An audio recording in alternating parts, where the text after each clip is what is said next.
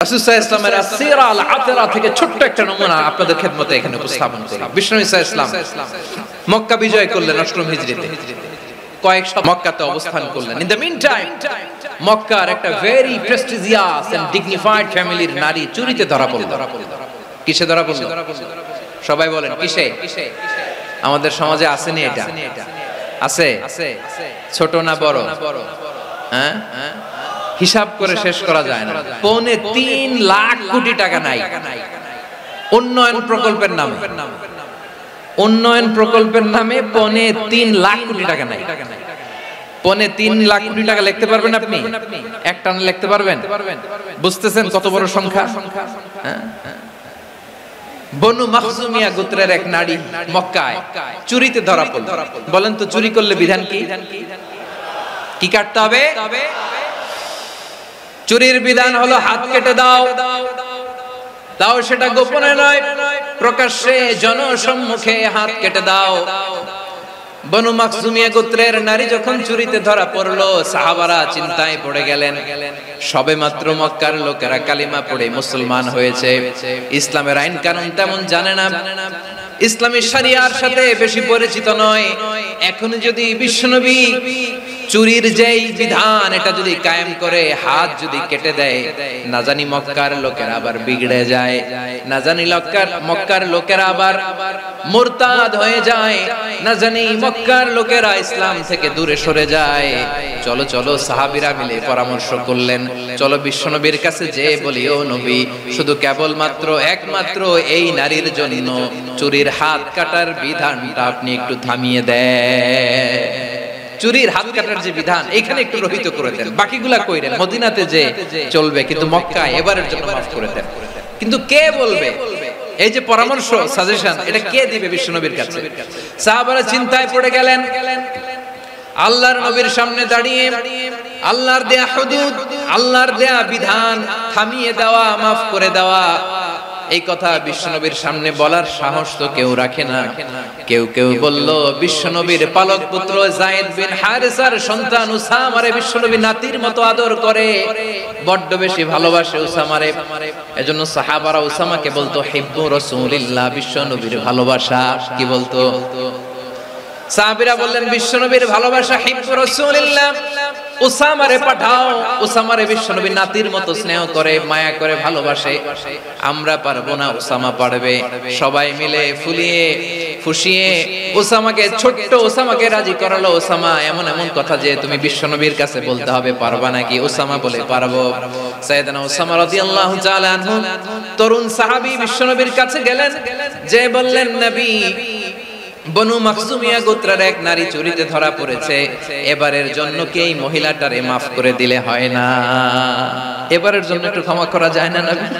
বিশ্বনবী বলেন, আতাশফাউ ফি হাদ্দিন মিন হুদুদিল্লাহ, তোমার এত বড় সাহস উসামা, তুমি আল্লাহর হাত, আল্লাহর দেয়া বিধান, এটার ব্যাপারে সুপারিশ করতে এসেছো?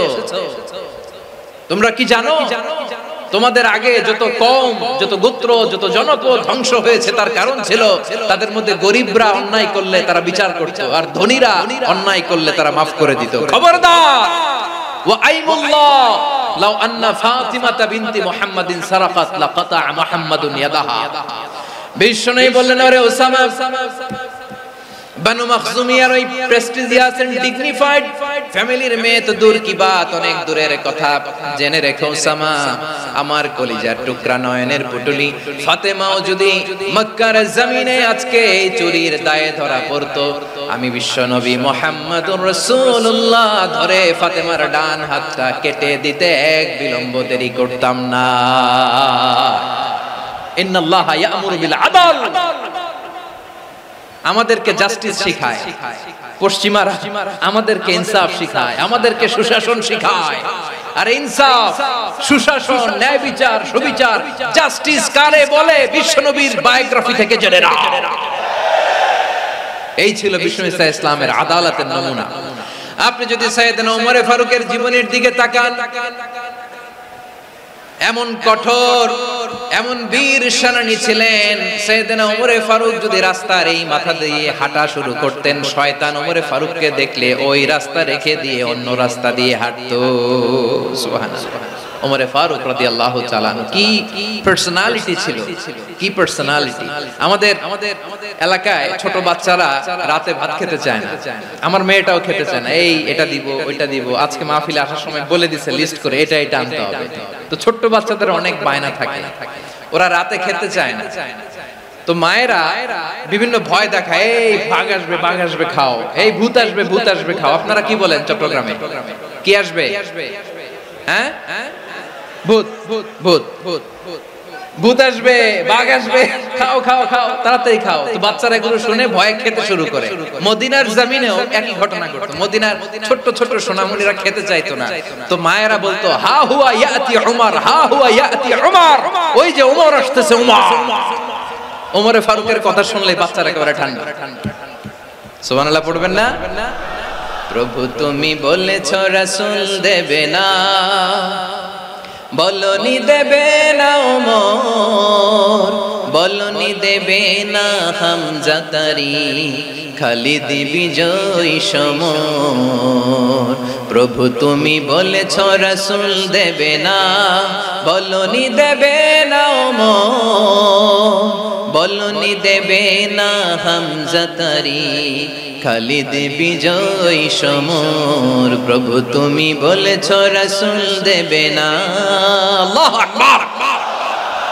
ওমরে ফারুক রাদিয়াল্লাহু তাআলা আনহু, ওনার কথা শুনলে গায়ের মধ্যে গুজবাম হয়, গায়ের পশমগুলো দাঁড়িয়ে যায়। সুবহানাল্লাহ বলেন। কি পার্সোনালিটি ছিল, কি ব্যক্তিত্ব ছিল। মুনাফিকরা ওমরে ফারুককে জমের মতো ভয় পেত। শয়তান, খুদ শয়তান এই রাস্তা দিয়ে আসলে শয়তান অন্য রাস্তা দিয়ে হাঁটতো। ওমরে ফারুক রাদিয়াল্লাহু তাআলা আনহুর জীবনে যদি দেখেন, তাহলে সেখানে আপনি আদালতের, ইনসাফের, সুশাসনের, জাস্টিসের নমুনা দেখতে পাবেন। কয়টা শুনবেন? সাইয়েদনা ওমরে ফারুকের রাদিয়াল্লাহু তাআলা আনহুর সন্তান আব্দুর রহমান মিশরে মদ খেয়ে মদ্যপ অবস্থায় ধরা পড়েছে। মদ খাওয়ার কারণে, মদ যদি কেউ পান করে আর যদি প্রমাণিত হয়, তার বিচার হলো 80 বেত। আওয়াজ করে বলেন কয় বেত? বাংলাদেশেও তো এই আইন আছে নাকি? বাংলাদেশে আছে? হ্যাঁ, মদ খাইলে 80 বেত, এই আইন বাংলাদেশে চালু হোক। আমরা চাই কি চাই না? চাই সবাই। এজন্যই তো ইসলাম ভাল লাগে না। ইসলামকে ভাল লাগে না। ইসলামকে আউট করে রাখতে পারলেই তো এরকম বড় বড় বোতল খাওয়া যায়। একেবারে সহজ, পানির মতো সহজ হিসাব, একেবারে সহজ। ওমরে ফারুক রাদিয়াল্লাহু তাআলা আনহুর ছেলে ভুল করে মদ পান করে ফেলেছিলেন। আব্দুর রহমান, ঘটনা ঘটেছে মিশরে। মিশরের গভর্নর তখন আমর ইবনে আস রাদিয়াল্লাহু তাআলা আনহু। আব্দুর রহমানের ভাই যে গভর্নরকে বলল, গভর্নর যদি একটু দয়া করেন, খলিফার ছেলে আমার ভাই আব্দুর রহমান মদ্যপ অবস্থায় ধরা পড়েছে, জনসম্মুখে যদি আপনি বেত্রাঘাত করেন আমাদের প্রেস্টিজ থাকে না, যদি 80 বেত আপনি মারেন আমার কোনো কথা নাই, কিন্তু ঘরের ভেতরে মারেন। আব্দুর রহমানের ভাইয়ের সুপারিশ শুনে সাইয়েদনা আমর ইবনে আস রাদিয়াল্লাহু তাআলা আনহু রাজি হয়ে গেলেন। ঘরের ভেতরে লোক চক্ষুর আড়ালে 80 বেত তিনি মানলেন। কিন্তু ঘটনাক্রমে এই কথা লুকিয়ে লুকিয়ে ঘরের ভেতরে 80 বেত মারার কথা সাইয়েদনা ওমর ফারুক মদিনা থেকে জানতে পারলেন। মদিনা থেকে তিনি ফরমান জারি করলেন, এই বিচার যেমনটি আমর ইবনে আস আদায় করেছে, এটা প্রকৃতপক্ষে আদায় হয় নাই। আসো সবাই মদিনায় আসো, আমর ইবনে আস মদিনায় আসো, আব্দুর রহমানও আসো, সবাই আসো, জনসম্মুখে এই বিচার কার্যকর করতে হবে। সাইয়েদনা ওমর ফারুক মসজিদে নববীর পিলারের মধ্যে নিজের ছেলেকে বাঁধলেন, আবার জনসম্মুখে 80টা বেত তার গায়ের মধ্যে মারলেন।